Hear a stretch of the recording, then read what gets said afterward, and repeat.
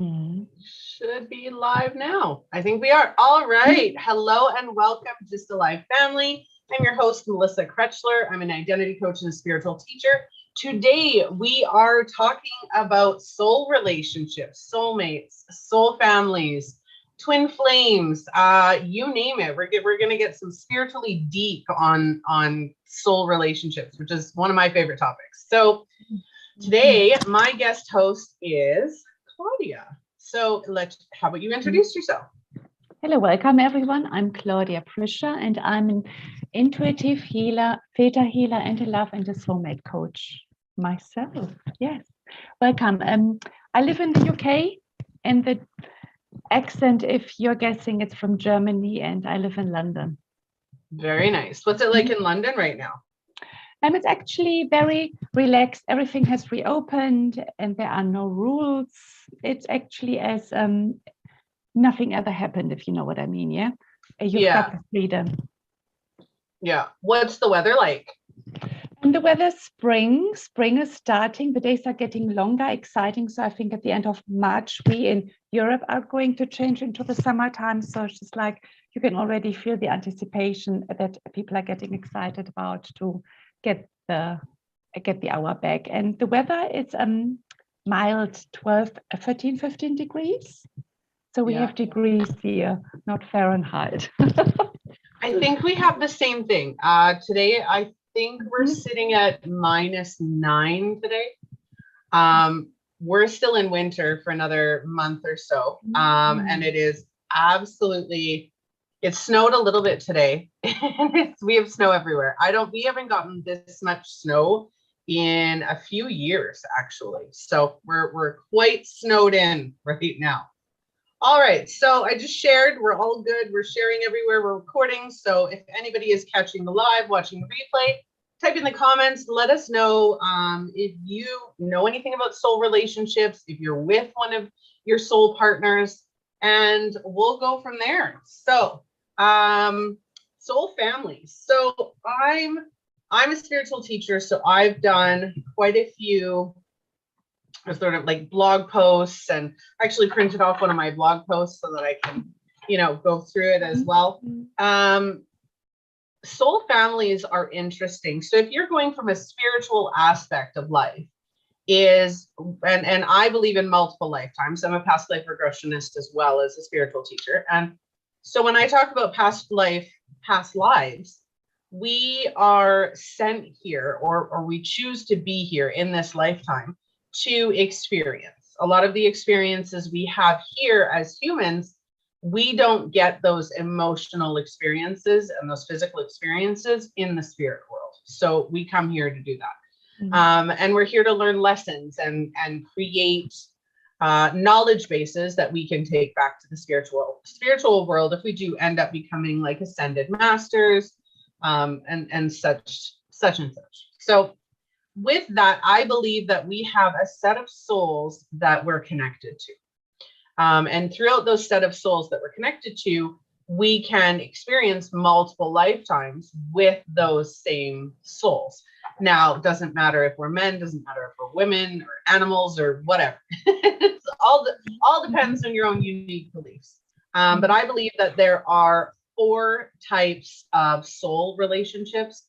And a lot of the times people ask questions about them because they can be quite confusing to know which one is which. What are your thoughts on that? Yes, absolutely. I agree as well that we, before we come down here, and we are here by choice as well, because the soul is vast and wants to learn certain experiences, lessons, and virtues as well. So that actually in the spiritual realm, we sit down together with some of the other souls as well as the soul family, and then we have a little chat in regards to, okay, this lifetime I would like to learn so and so, the lessons or the virtues, and then the other member soul family as well comes then into play and say, okay, well, we can do this together, and then we can meet at this time in your life, and then I can teach you that, and you get to learn this, and so on. So this is what I believe as well in regards to how we actually make these agreements already before we come down here with our soul family. We get to meet them over and over again. So mom could have been the husband at some point in the past, and like that we meet over and over again, just like different circumstances. Yeah. So when you're a love and soulmate coach. So what do you focus on with your teaching on soulmates and relationships itself? Yeah. With my teachings, well, I help my clients to get clear and specific in regards to the soulmate as well, what it is they would love to have in the soulmate, and as well to explain them the different relationship types, because we can have as well karmic partners in between too, just like someone who teaches us a quick lesson, a quick encounter, as well as a soulmate. And we have as well like different soulmates as well, and throughout the life as well. And the thing is as well, what I like to teach my clients, this is as well how I manifested my soulmate, is in regards to be specific and to ask for the most compatible soulmate. This is as well like a very important criteria, because we have all these ideas. I want him to be this and that and that and that, but like it's always important to ask for the most compatible, and that they are as well in love with you, that you are both in love with each other. Yeah, I agree. So I want to quickly explain what I normally teach for the different types of relationships. So there's your soul family. And for me, your soul family is anybody. It's somebody who has a purpose in your life to help you learn a lesson, to help you navigate through an experience, to give you a certain experience. They're people that you feel a connection with. So if you meet somebody on the street, or you're introduced to somebody, and you automatically, and these aren't romantic relationships. These are people that you just feel like you've known them forever, and you can open up to them, and there's a reason that there's a part of your life, and that connection is instant. Karmic relationships are one of my favorites, because people think that karmic relationships are their soulmates or their twin flames. Karmic relationships are absolutely intoxicating. It's like a drug. The difference between the karmic and the soulmate and twin flame is that a karmic relationship has a specific purpose, like you said, right? They're here just for a short time to teach you something, to change your outlook or to change your perspective on something. It's basically that relationship isn't going to last. Those are the relationships that don't last. I actually, it is my anniversary. So for anybody watching, today is my anniversary. My husband and I have been married for 13 years. My husband is my twin flame. And I actually wrote a book, and I'm sponsoring this episode, so I can do a tiny bit of promotion. But I wrote a book called On My Way to Us. And it's about how every one of my past relationships was a stepping stone that I needed to learn how to love myself, to learn how to be a good partner, to learn how to put myself first, and how to, coexist with someone else in order to bring me to this relationship. I had to learn all that before I got into this relationship, and it changed how this relationship was able to progress. So all of my previous relationships were a month to a year and a half. I learned the lessons and was able to create a long-lasting relationship. We're at 13 years now. So you do have to go through those karmic relationships and those soulmate relationships to get to the twin flame. And the twin flame, from my opinion, is rare. What do you think? Do you think twin flames are common? Or I think they're a little bit more common now with the world ascending, but I think it's a bit more common now, and I don't think that everyone has a twin. Well, I don't know. It's just a bit what I believe, I actually don't know.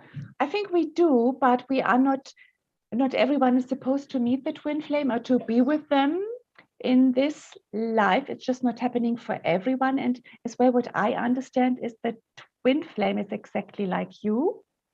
So you really have to like yourself a lot and to love yourself in order to that it can be harmonious, because as well what I understood as well from past experiences and other stories, that if you are not ready and you meet the twin flame, it's not lasting long either, because you just don't love yourself still enough, so that you actually can't be with them as well. That's what I've heard, yeah. Yeah, But absolutely. yeah. Yeah. And there's a lot of different perceptions, and there's a lot of different information on twin flames. I know my own experience and my own beliefs, just like you would know your own beliefs, right? And that's okay for anybody watching or anybody listening. Your soul relationships are unique to you. They're not going to be the same for everybody. I know for myself, my husband and I have had multiple past lives. We had I believe it was Greek past life, where he was, well, my brothers were my protectors in that life, but I was a psychic in that life as well. We all know that in really, really olden times, psychics were actually protected because of their knowledge. So, and then there was another past life that him and I had where he was actually married to my sister. And so that was interesting. Yeah. Needless to say, past lives are a whole nother topic. But so twin flame relationships are rare. And I think that you're right. You do have to be in some ways ready to meet them. Now, you are similar, and this is where I would disagree. You are similar. But my husband and I have different beliefs. We have different values. We have different mannerisms. We've come to like a lot of the same stuff, and we've worked on that. The connection is unlike anything else. And that's what I have to say for twin flames. The connection, it's like him and I, it was like coming home. There's no better way to explain it. It's like coming home, taking off your shoes and getting into your warm bed. Like that's what our relationship is like. Soulmates are interesting. And I think I have fun with soulmates. Soulmates are like the safe relationships, in my opinion. Those are they can last your lifetime, and they should, but not always. They're the safe, the warm, they're the ones that seem like they're meant to be, right? Everything kind of aligns for that relationship. Those relationships really help you look internally and help you become the best version of yourself. But they're the safe ones, right? The very safe ones. Like my husband and I, when we're good, we're really good. When we're not good, we're really not good. Like two flip sides of the coin. Yeah. So let's hear about soulmate relationships. What do you think people need to learn about soulmate relationships? Let me just check in regards to. Okay, yes, something as well I had to understand before, just at the beginning of my journey. I thought like soulmate relationship is something beautiful and just, like romantic and just beautiful, blossoming and everything. But I had to learn as well that we have, as I said before, different soulmates on our way, and they come along and as well, and they teach us lessons too. Okay, so even though in the past I have as well with one of the previous soulmates, but it was like a lesson I didn't really like particular, but I had to learn something, so that it gave me clarity to understand what I would like in the next relationship.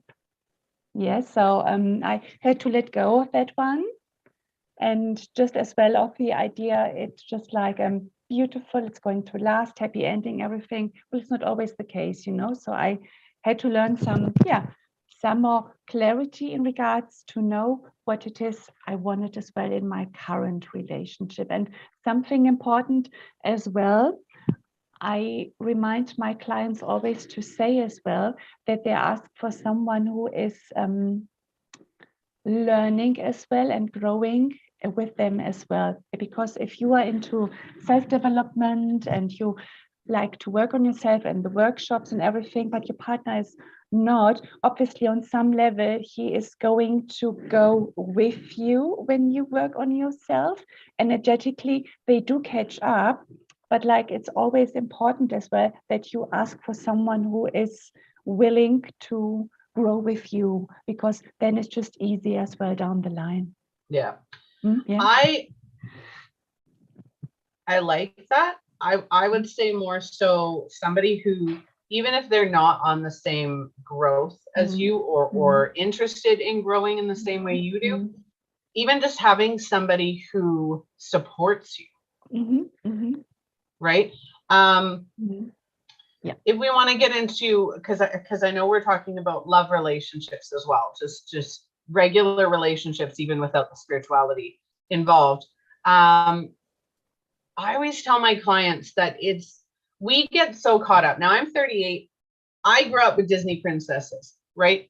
Majority of us my age, we grew up with Disney princesses. And in Disney movies, it's Prince Charming, Mr. Tall, Dark, and Handsome, True Love's Kiss, all of that. And majority of the antagonists or the highlighted characters are rich, have lives of their own, are successful,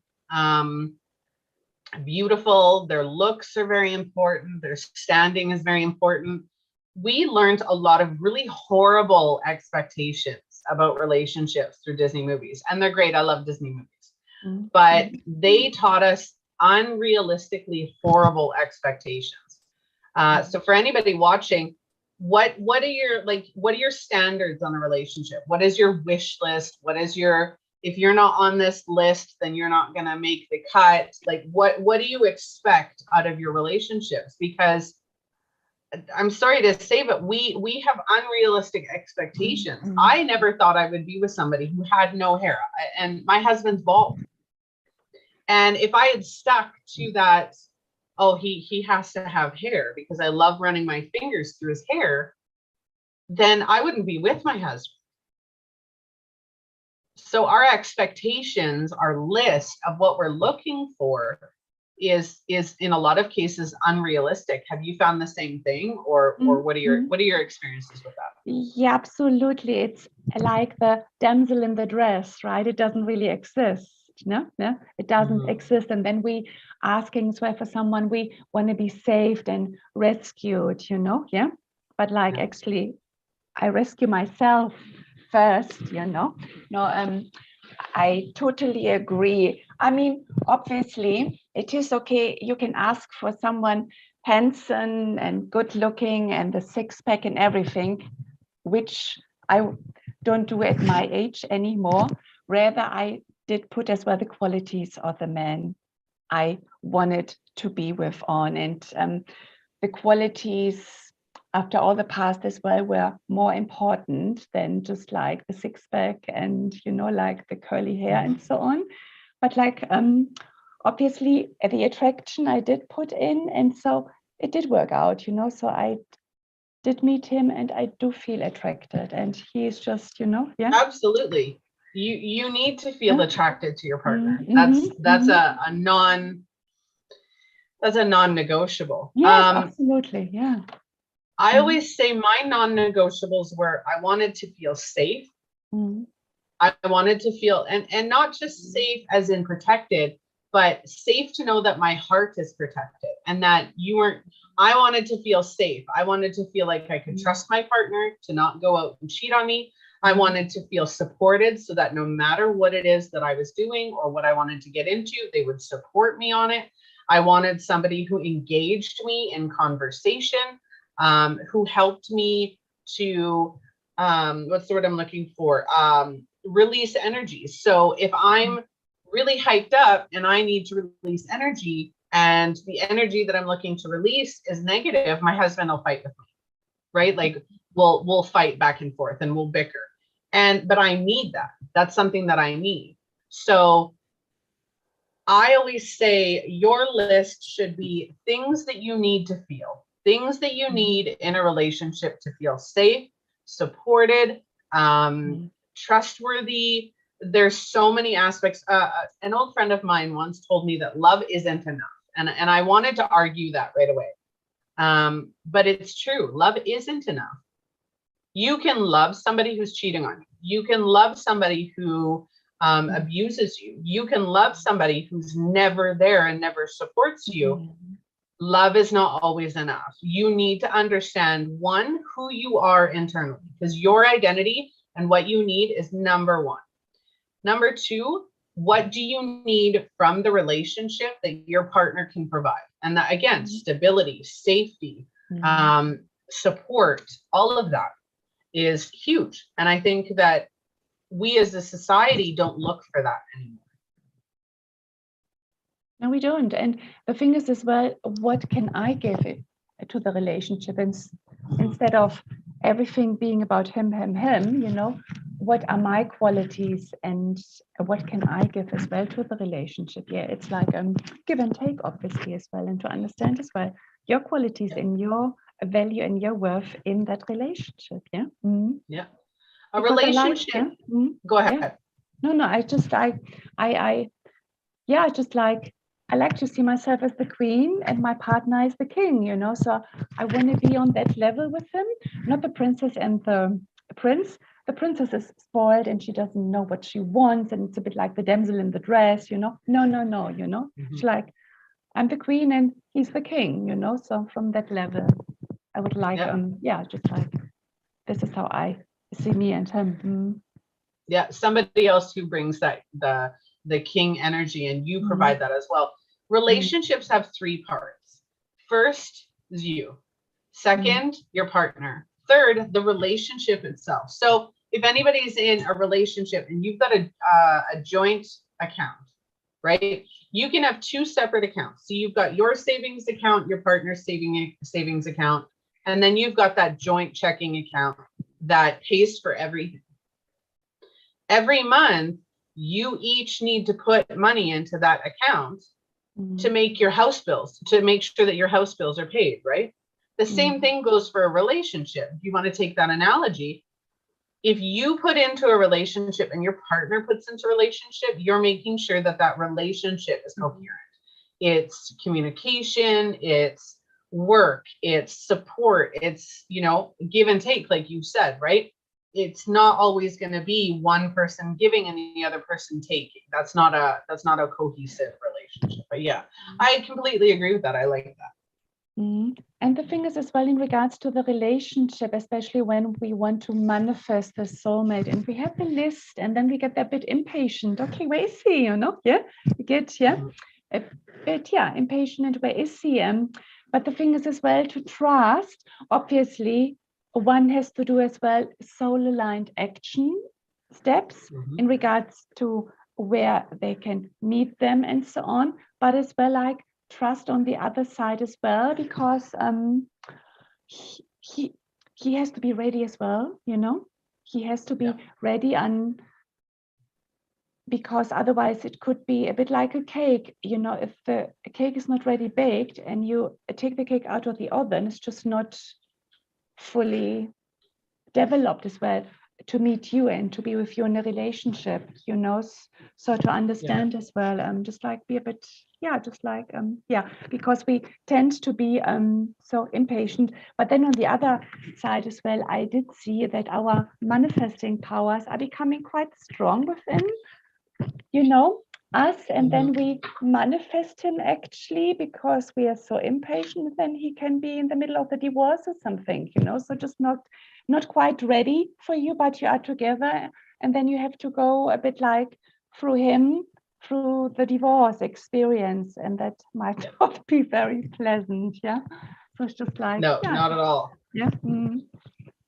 So he has to be ready as well for you. So to understand this too, you know, so it's just like the call is being heard by the universe when you call out for the soulmate, you know. Absolutely. Mm. Yeah. Yeah. And each relationship, and a lot of people get caught up in, and this is, I think, one of my biggest things that I want to say on soul relationships is whether you think you're with a soulmate, karmic, or a twin flame, it doesn't matter. That relationship doesn't automatically work. It's, you know, if my husband and I, forbid, please no, but if my husband and I ever decided to separate or divorce, that doesn't mean that a twin flame relationship is broken. It's sometimes relationships aren't meant to work out. They're not meant to last your entire lifetime. And that's okay. Don't think that, oh, I met my soulmate and we didn't work, so now I'm destined to be alone, or I don't trust soulmate relationships. No, those relationships, again, and I can't stress this enough, are stepping stones. There's something you need to learn from that relationship in order to get you ready for your next relationship, if you decide to do it again. No, if absolutely. you decide.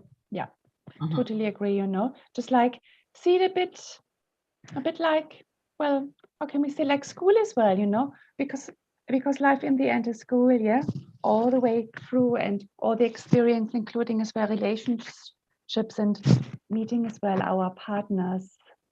You have to learn each time something, but then as well, this person opposite is as well your mirror, you know. So they are really because in the end as well, first cause is always us, yeah. So they are showing you the mirror as well in regards to, yeah, what is bugging you actually as well. First cause is always you, you know. So why are you being triggered by this, or why you feel resistant as well? And so just like, yeah, just be grateful as well to have the opportunity to be shown the mirror, what's going on within you. Yeah, absolutely. So what other points do you think we should share on soul relationships and soulmates? I mean, I just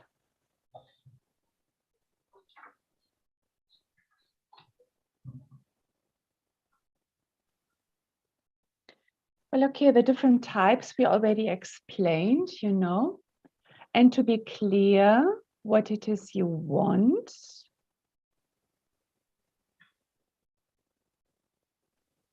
Just see what else what else is there to, yeah, sure, absolutely. There are always different stages as well, you know, like me, I am dating my soulmate, but we are going to move in together in 2 months' time, you know. There are always different stages as well within the relationship. So the dating, and then you have to live with them as well, you know, yeah. So just like as well, the different stages, and this is going to be always new learnings, right? And new beliefs are going to be shown to you and in the relationship. I'm sure you, after 13 years, you understand this a bit better, you know. Yes. But I'm going into the next step with them now, moving in together. And yeah, just like as well, soulmate, yes, fantastic. But like as well, how are we going, yeah, just like to do the next step in our relationship, yeah. And every relationship, even it's not even just stages, it's when you grow as an individual, your relationship changes. When your partner grows as an individual, that your relationship changes, right? You're always going to have situations, changes, life events. My husband and I have gone through moving in together, dating, moving in together, having kids, getting married, death, negativity and trauma within our families, within our children, blended families. Like we've gone through multiple different different situations throughout our 13 years. And when we first got married, we promised each other that no matter what happened in our lives, we wouldn't let it come between us, right? That we would always talk about it. We would always discuss it. We would always see each other's opinions and learn and grow together, rather than letting, outside forces, people who have other opinions, situations that arise, whatever happens, we wouldn't let that get in between us. And those stages are really important. If you don't consciously make the effort for your relationship to grow, then the relationship's not going to grow. Yeah, absolutely. Absolutely. Oh, that's beautiful. Really beautiful. It's a lot. So what would you suggest to people who are in a relationship or getting into a relationship who think it might be a soulmate, a twin flame, or karmic? What do you normally suggest to people who are getting into those relationships? How could they tell? Okay. Well, with the soulmate as well, it feels easy, actually, effortless. Yeah.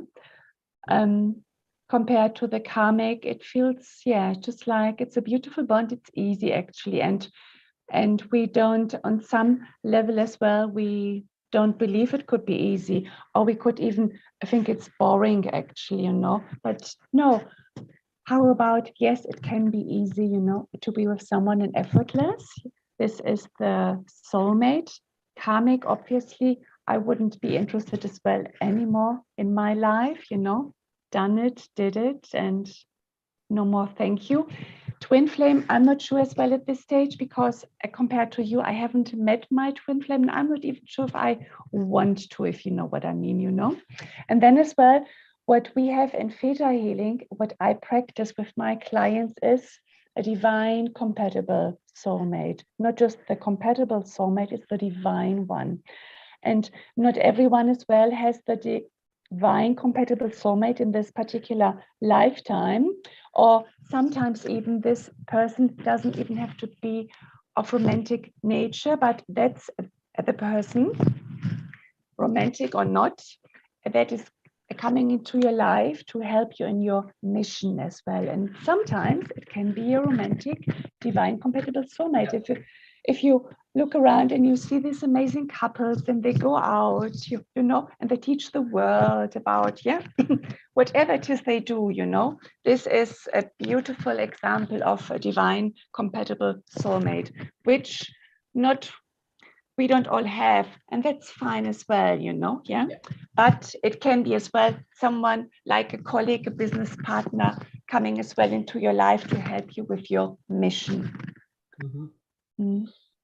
Yeah, I don't know how many people I've had come into my life and the connection is immediate. And I'm a quick fire. So if I meet you and I really like you, I want to hold on. Like I want to grab you and pull you close and just spend as much time with you as I can, because I know I've had 4 relationships in the last 10 years where it was really quick. Everybody got along. It was great.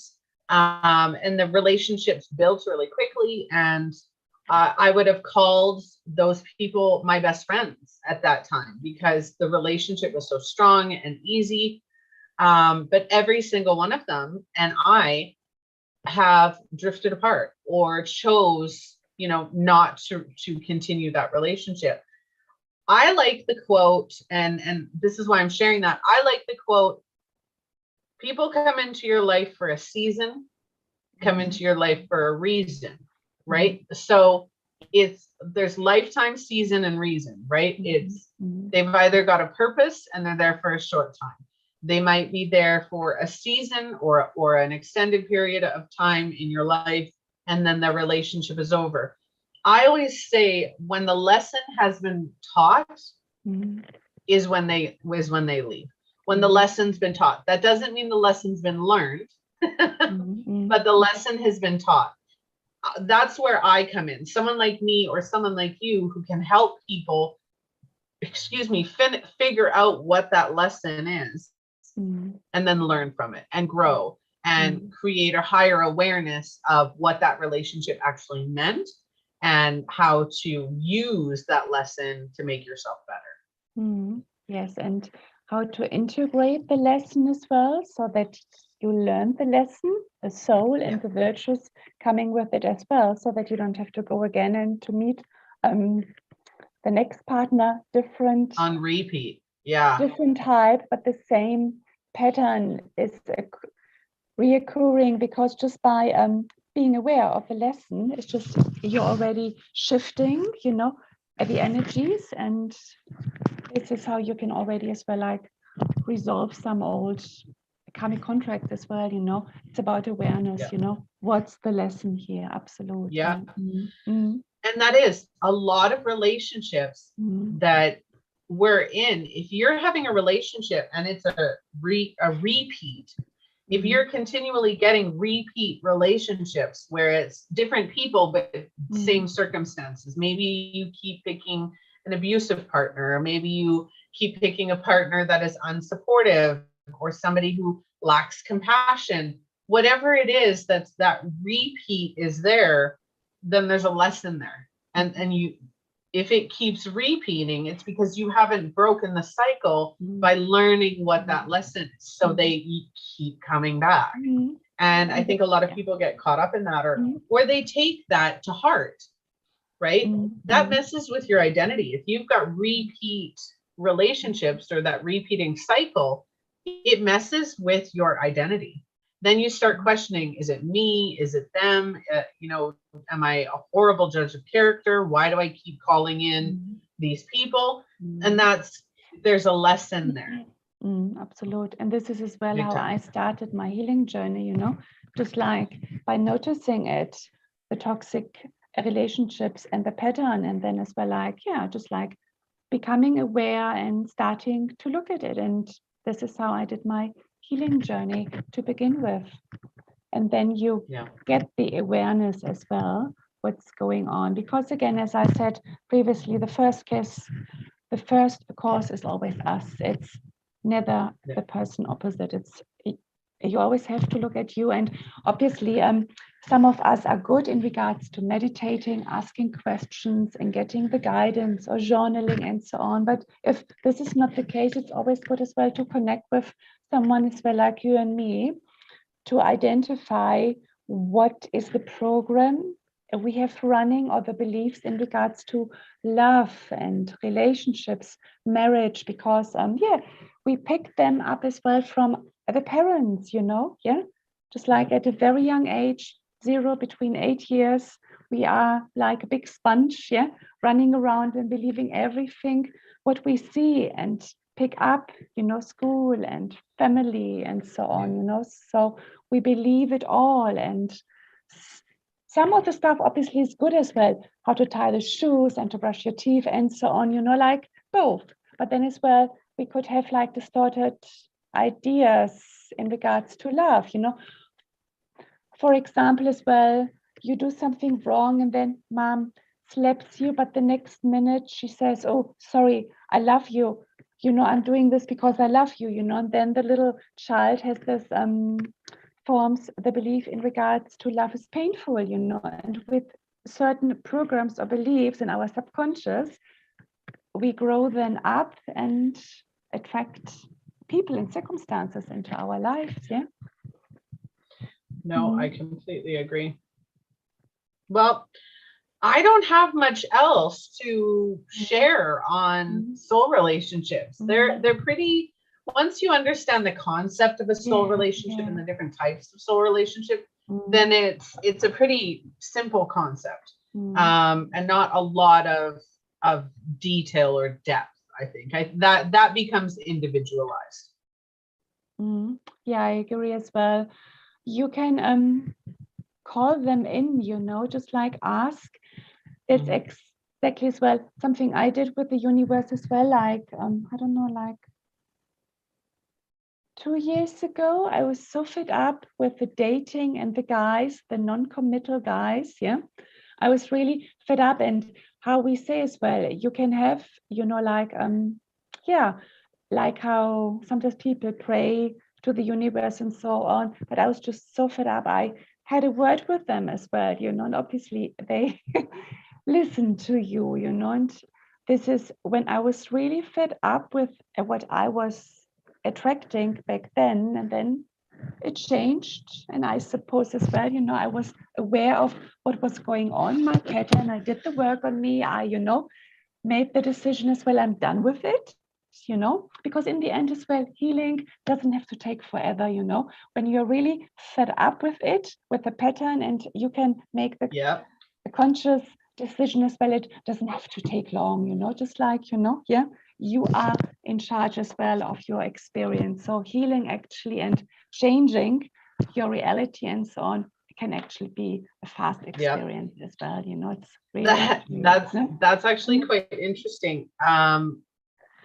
When I 15 years ago, I was at home. I was in and out of these really weird relationships. And I messaged one of my close friends and I said, I need your help. Help me find a man. Like, this is what I'm looking for. Help me find somebody. And he turned around and he responded and he said, actually, I've got somebody you might be interested in.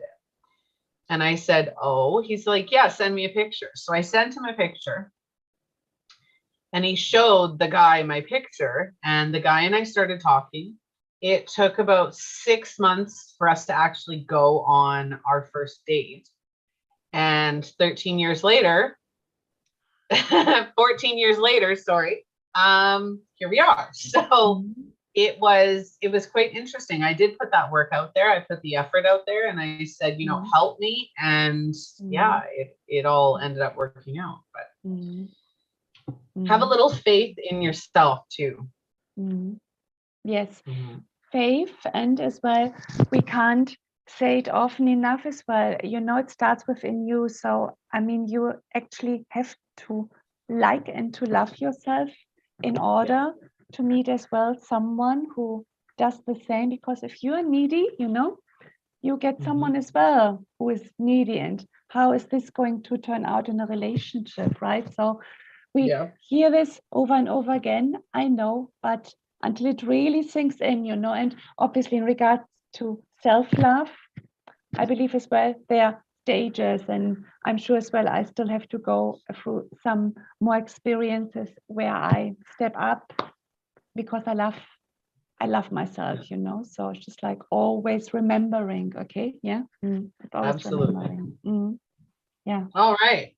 Yeah. Well, I think we've covered everything. I think we have. What do you think? Yes, absolutely. And I just like to say as well, the dating experience and everything.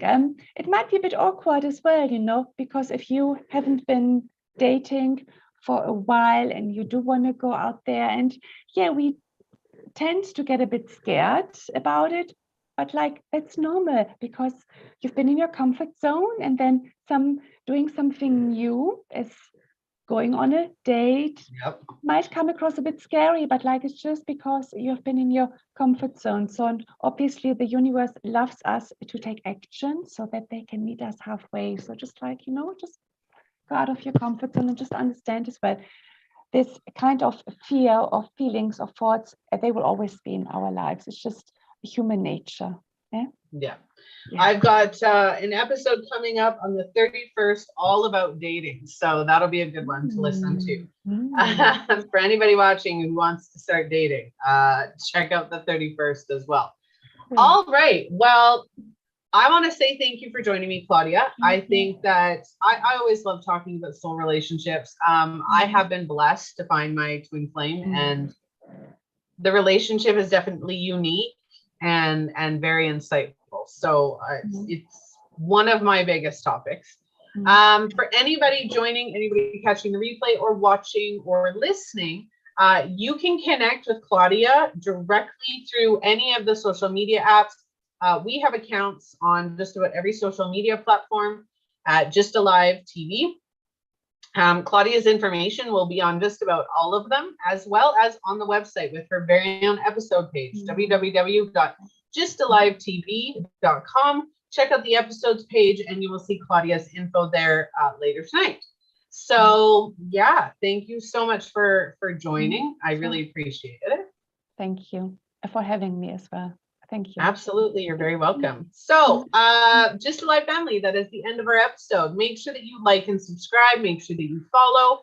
Again, we are on every social media platform that you can think of. Well, maybe not every, but majority of them. We are always on the hunt for co-hosts, sponsors, and blog contributors. So if you are interested in joining the show in a co-host capacity, if you are interested in having a featured topic, or if you are interested in sponsoring those shows, we have options for you. Reach out at www.justalivetv.com. Have a wonderful day, and I will see you all tomorrow.